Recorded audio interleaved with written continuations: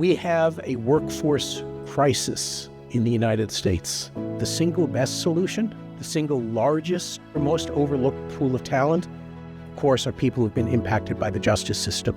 It's something that, yes, requires a change in the business community, but also changes in policy. And organizations like RBIJ are at the forefront of this. We know that businesses have extraordinary power in shaping public policy, public discourse, and certainly the values that strengthen their own operations. There's so much stigma and shame and so many logical consequences and barriers to reentry when you're joining the workforce. Women need jobs, men need jobs. That's how we don't go back to jail. We have to stay steadfast to our mission, but also be rooted in the real facts and the data. We know that organizations that are inclusive are more in the business side, are more profitable. We know that there's more innovation, and I think that's what will sustain us beyond this real uncertain time.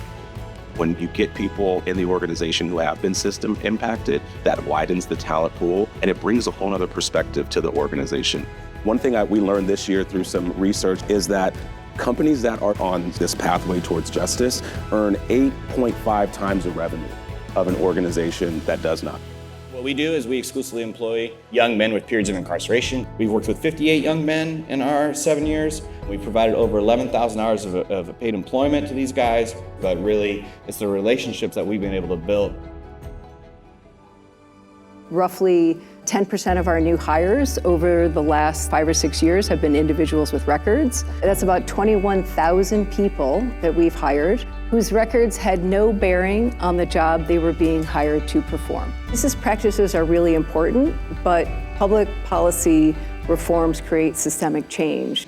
We work on clean slate legislation. We've worked on 8 of the 12 states that have passed clean slate so far, and we're hoping to get a couple more across the finish line this year. We've volunteered over 7,000 pro bono hours with Seattle Clemency Project, and what that has translated to is 16 people being released from life or long sentences with the assistance of a Microsoft attorney. And we've prevented approximately 220 years of incarceration, and that translates to $12 million in total that we have saved the state. Because someone has a criminal record or has something in their background doesn't mean that they can't become contributing members of our community, of society. We have to have sympathy and empathy for people. Just because a person made a mistake in their past doesn't mean that's the sum of their whole life. Just not letting that define their ability to be able to have that opportunity to have a successful career.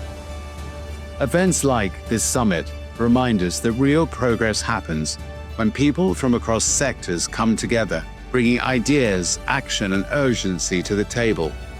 Everyone, no matter their past, deserves the opportunity to move forward.